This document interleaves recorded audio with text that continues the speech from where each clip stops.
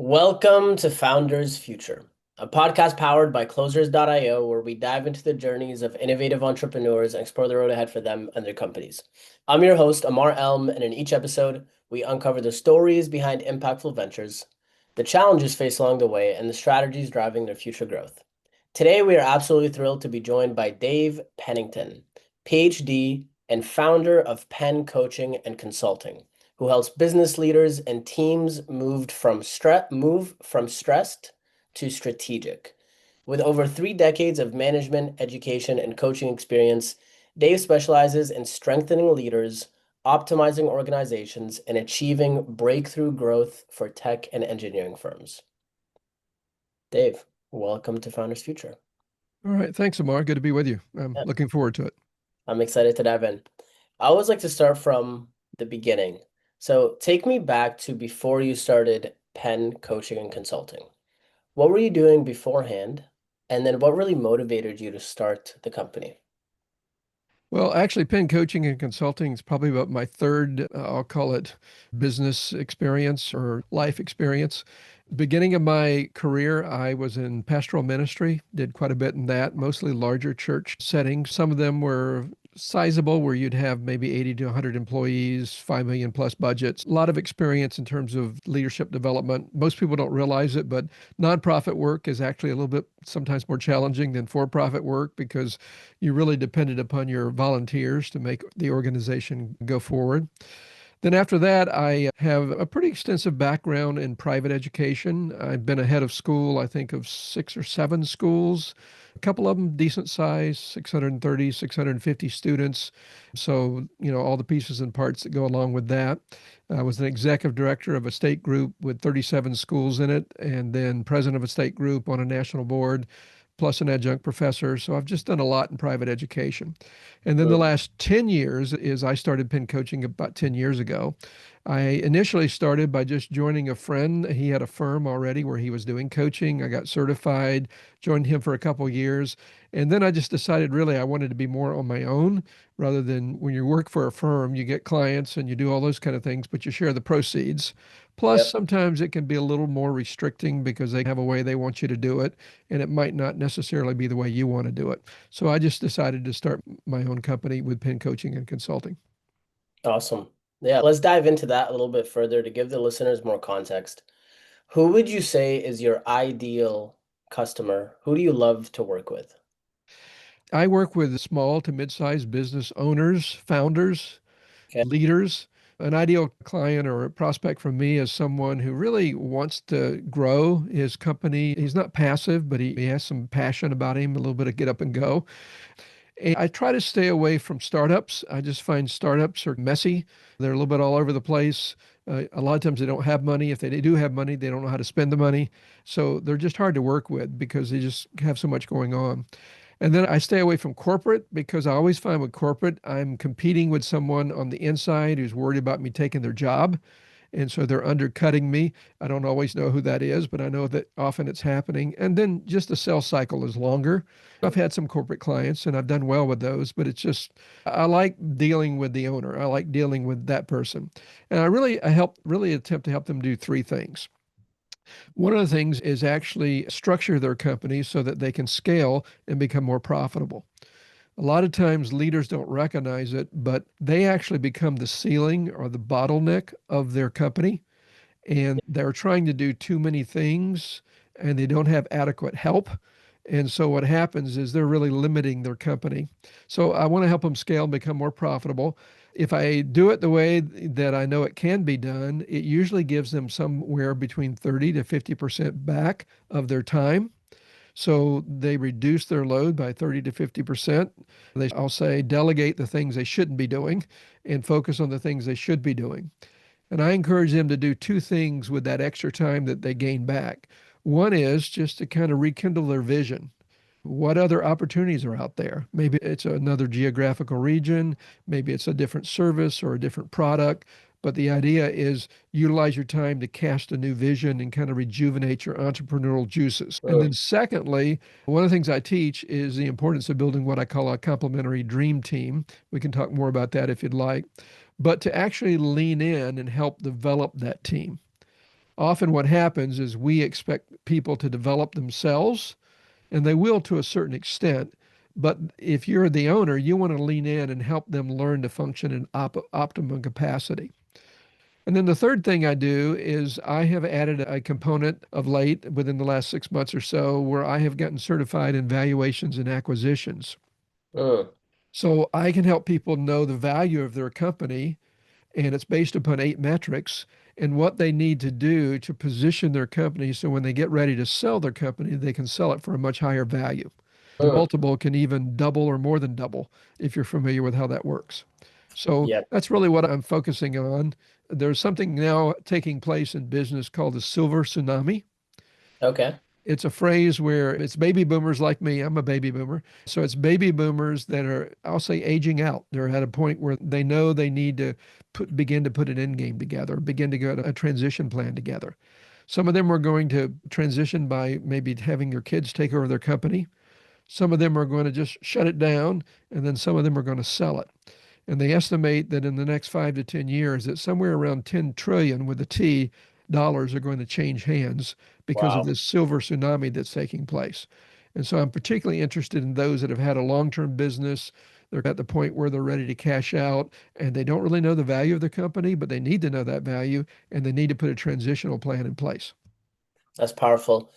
So just to reiterate for the audience, the three main things you focus on are structure them to scale and increase profitability, help them develop and build a complementary dream team, and then help them figure out what's the value of my company, what does an acquisition look like, how can we increase it based off of the 8 metrics that firms use to value companies. Correct. That's true. Yeah. And that complementary dream team actually reduces their personal workload. Mm, I find a lot of owners are weary, yeah, worn out. I always say they have a marriage to their spouse and then they have a marriage to their business. And that marriage to the business just controls their life so much sometimes. yeah. I'm super curious, two things. Do you focus on specific industries or verticals? And how long does a typical client engagement look like to implement these three pillars? Okay, I really haven't focused on a particular industry. I typically will, like you mentioned, tech. I might reach out to tech, then I might reach out to marketing. But really, what I do works in all these different industries Mm, because it's really about leadership development and structuring your company and really developing your team. It doesn't matter what kind of industry you're in, you have to do that if you want to scale, if you want to become more profitable. And then the acquisition part, or valuation acquisition part, you need to know what your company's worth.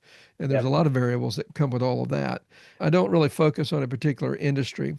Regards to time, it really is determined by what they want to accomplish. If they want to grow and scale, that's usually somewhere a six to 12 month relationship. Because a lot of times, I would say a lot of them have pieces and parts of things in place. They just don't really have it all pulled together correctly. yep, And if they're wanting to sell, that can vary a lot because preparing to sell a company can take a couple years, maybe even 3 years, depending on where you are, what you want to get out of your mhm, company. And then what is the plan? Are you going to sell it? Are you going to transition it to your kids? So it can go yep. longer than just a normal, what I would say, more scaling relationship would be. Got it. So it sounds like it's tailored depending on the founder's goals, objectives, what they want to get out of it, really. Yeah, very much Yeah. interesting. I have several different assessments that owners can take. One of them will help them to know the value of their company based upon those 8 metrics I talked about. Another one is, and it's interesting, a lot of times business owners get ready to sell and then they panic and sometimes will even back out of the sell because they prepared the business to sell, but they haven't prepared themselves to sell Interesting. because their whole lives have been wrapped up in that business, their friendships, their relationships, and they're not, what am I going to do? Where am I going to go? Yeah. So there's an assessment to help you determine what, if you're really ready to sell. I say it this way. You need to be focused on what you're going to versus what you're coming from. Mm, And a lot of people never thought about that. And then the third assessment is, okay, when you sell your business, you pay all your fees, taxes, and all that kind of thing. What are you going to have left over? Do you have enough left over to live at the lifestyle that you want to live at? And so sometimes when you start to put these together, people realize, you know what, I'm not going to get out of my business what I thought I was going to get out. So I need to scale it a little bit more. So when I get ready to sell, I have more value and I can cash out at a higher value. And I see. therefore, it will fund the retirement the way that I want to. I like that. I'm super curious the business model because I have a lot of coaches and consultants that listen to this. Typically, what I've found is there you have the consultant that only wants to take on a few clients a year, or maybe their fulfillment model only allows them to be able to work with a handful or maybe a little bit more than a handful every single year. And then you have the other side of things where it's just a numbers game where they want to bring on as many clients as possible and they want to scale to build a team, etc. Where do you say you would fall into Yeah. this? I would probably be more in the former. Now, this is kind of like a third career for me, if you want to think of it like that. Yeah, And I'm at a stage of life where I don't need a ton of income, and I like income like everybody else does, yeah, but it's really more about impact for me. I have 30 plus years of experience, and I always say, hey, I don't know everything, but I can tell you some things not to do because I tried that and it didn't work. So I like to lean in, and I really would say customize what I do based upon what the need of the client is. I see. So think of it like a toolbox. You don't use every tool on every job, but having the tools and knowing what tool to use becomes really critical if you're going to get the job accomplished. I So see. I like to lean in. And so for me, a full orbed client would be about a dozen clients. If I have a Okay. dozen clients a year, that's a good amount for me. It paces me at a life that I like. It allows me to invest in them at a very high level and really make a difference in their lives. And then if you do that, the income just comes. It's there. And but really it's more about impact for me than really income. Okay. Yeah, I like that. I like that. Now, when it comes to the lead gen and actually bringing these clients on board, the client acquisition, etc., what do you do to generate business? I'm pretty active on social platforms. Typically for me, LinkedIn is probably my best platform. But Okay. what I do, I have a team, it's a contractual relationship with me. So I do a lot of video shorts. I do 12 video shorts a month. I do 4 blogs or articles a month. I typically will share a podcast I've been on, like maybe your podcast, when you get it completed and posted and all that, and I get the opportunity, I will share it with my audience. I usually have a leadership statement that I find somewhere where somebody just said something unique in a unique way, and I share that. Then, in addition to that, I will have testimonials of people that I work with that I share. So it's something virtually every day that's going out, and there are 4 platforms that I'm on: LinkedIn, Facebook, Instagram, and YouTube. So now, in addition to that, I reach out a lot individually on LinkedIn. And I have some funnels where I reach out and connect with people and then nurture them. That leads to maybe some DMing back and forth. That would lead typically to what I call a discovery call. Cool. It's just a conversation to learn about them, to see if they would work for me and I would work for them. And then from there, if it all comes together, there's the opportunity to be able to work together. Yeah. I would love to hear some of your like tips or tricks around those LinkedIn DM conversations because I know a lot of people that I've had on, they do that themselves, and some do very well, some don't do very well. Yeah, to me, when it comes to marketing, I think one of the keys is you make it all about them. People, this sounds kind of harsh, but it's just true. People don't really care about you. They don't care about your past or this or that or your how you do this. What they really care about is can you help them? They have a problem, a pain, if you want to call it that, and they're looking for someone that can provide a solution. Mm, Now, there's I'll call it know and trust component, where one of the reasons I meet with them on what I call a discovery call is it has to work both ways. Where I have to feel like I can work with them, they have to feel like they can work with me.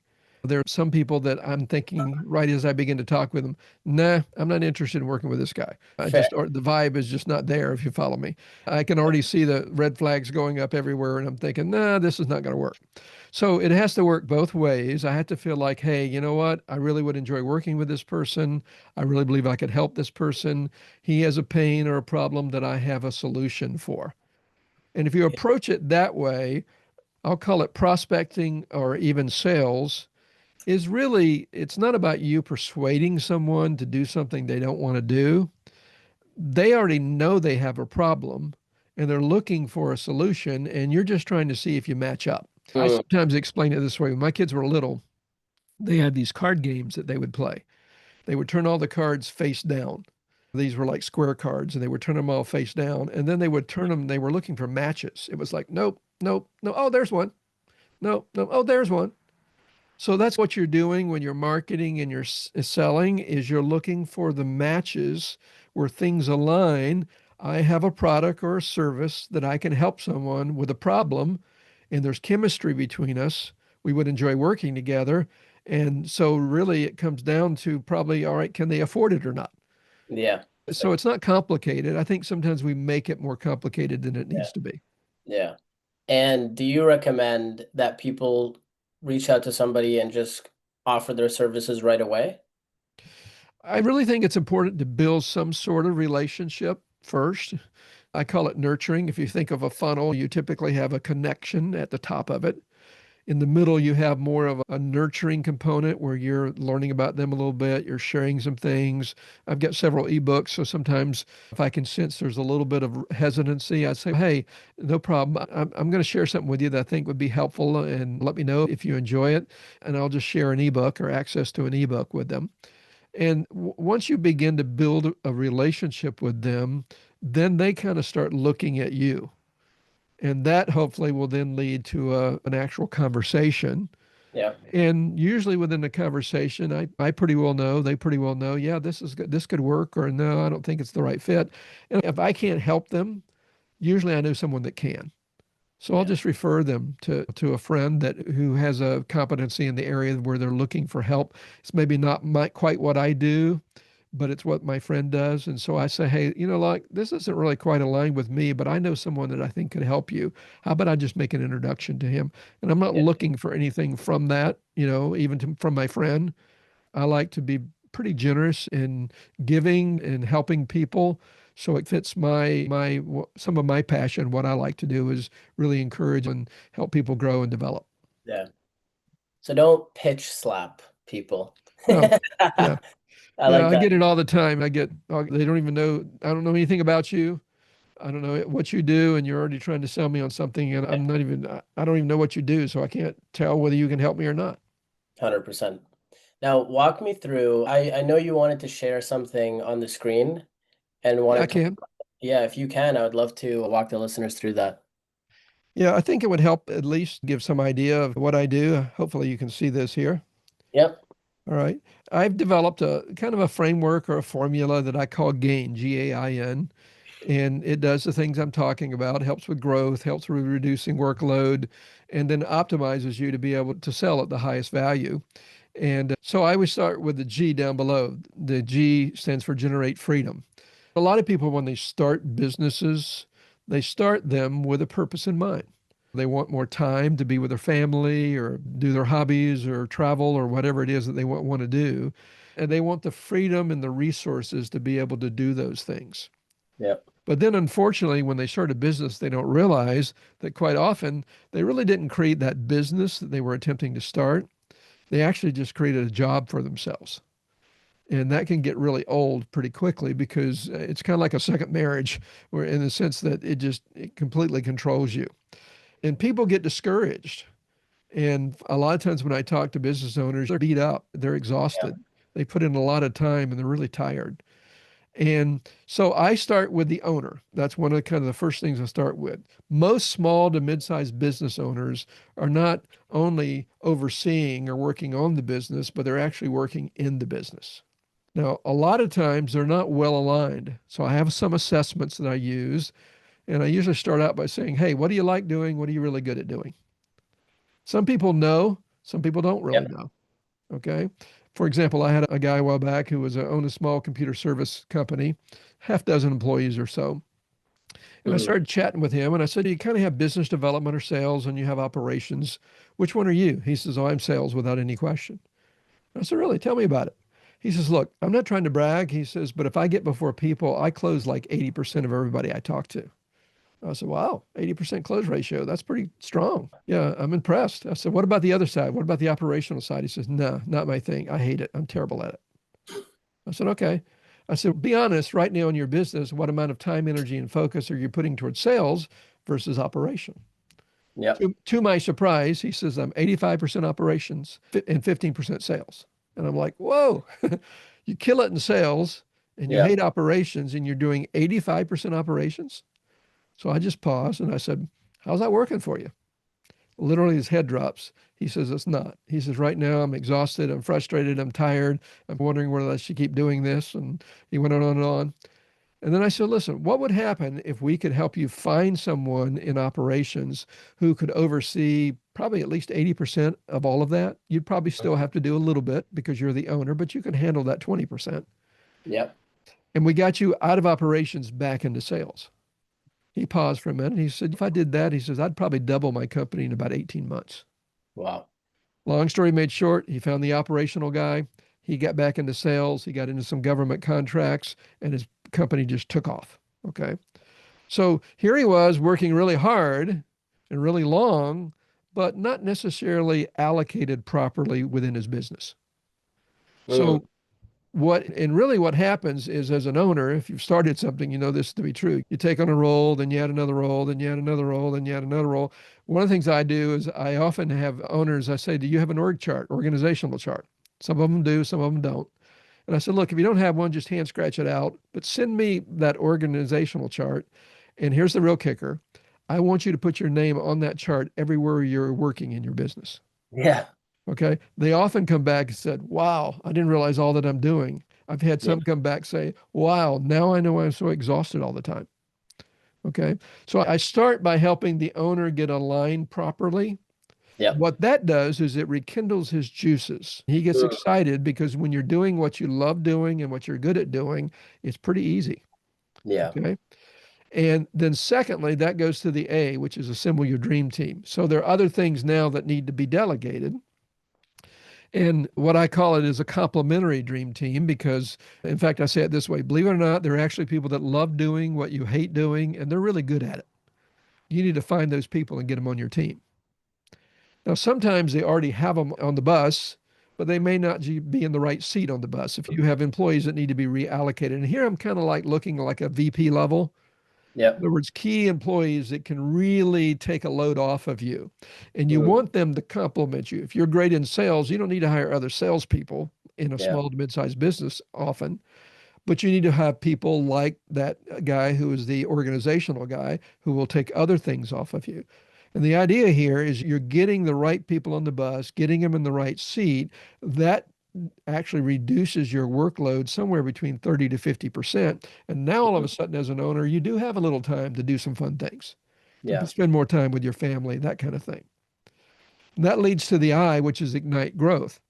When your time gets freed up, and I mentioned this earlier, you want to do two things with that time. You want to think about other opportunities that your business, maybe products or services or a geographical region you're not in yet, ways you could grow your business. But you got to Yep. have time to think about that and to research that. Most business owners are like this. They're so Yeah. busy, they don't have any time to even think like this. And even if they got more business, they don't have any capacity to be able to handle the business. But now that you've got a dream team in place, you've got that capacity. And then the second thing you want to do with that time is you want to lean into that dream team and you want to help grow them and develop them where they're able to function at optimum capacity. Get them trained. You may do Yep. some of it, you may hire it out, you may get some resources, but the idea is help them function at the highest capacity they can possibly function at. And that usually just kicks in growth automatically. Boom. And then the end here is navigate to scale if that's what you want to do or sell. And I mentioned one of the assessments I have is the idea of the valuation of your company. It's based upon 8 metrics. What's interesting about these 8 metrics is the same 8 metrics that you need to use to prepare to sell your business at a high value are the 8 metrics you need to use to grow your business. Yeah. And one of the reports, which is really interesting, it's a report that comes back and it has the value of your company and it has 8 different toggles. And it scores you from 0 to 100 in each of those metrics. So let's Yeah. say you're at a 47 or whatever. Mm-hmm. Ideally, you want to be 70 to 80 or above. Okay. I can literally touch that particular toggle. I can slide it up to an 80. And as I'm doing that, the dollars up where your company value is shown just start clicking up. It shows what would happen if you were to move that from a 47 up to a 70 or an 80.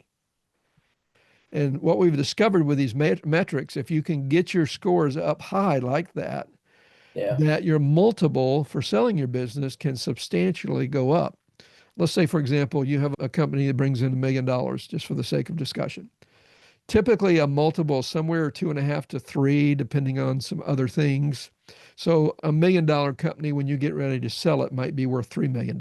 But if you can get your scores to 70 or 80, that multiple can be, instead of 3, it can be a 6 or a 7. So now that $1 million company is worth 6 million or $7 million.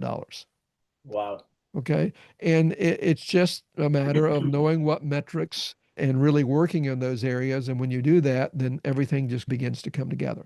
That's So, huge because when yeah. you think about leverage and the example that you just gave, where somebody could double or triple or quadruple their net worth and the value of the company, that is absolutely pivotal. Now, I want to be respectful of your time. I know it's Labor Day, and I know you got some things that you want to get back to. What is the best way for people to reach out to you to work with you? Probably the best way is just email me, Dave, Dave, at Penn Coaching, Penn Coaching.com. Awesome. I have a LinkedIn profile that's pretty active. My website is Penn Coaching, Penn Coaching.com. You can find a lot of information there. You actually can reach out to me there. I have a scheduler if you want to schedule a meeting with me.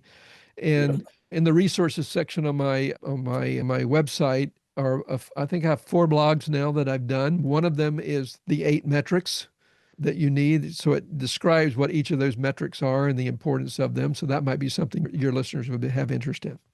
Awesome. Yeah, I would love to check that out actually. Dave, thank you so much for your time. It's been good to be with you, Ammar, and I trust that your audience will gain some benefit from this. But listen, I love what I do. I love helping people. I love making an impact in people's lives. And so it's been a pleasure to be with you today. My pleasure as well. So that wraps up another inspiring episode of Founders Future. To our listeners, if you enjoyed this episode, make sure to go to penncoaching.com. That's Penn coaching.com. You can also email Dave, Dave at penncoaching.com. And if you are a business owner, specifically a coach, consultant, or agency owner, and you're really looking to scale your business and you want to enhance your sales and marketing efforts, visit closers.io to hop on a call with our team and discover how we were able to go from zero to $30 million per year in less than 3 years. Until then, keep on climbing.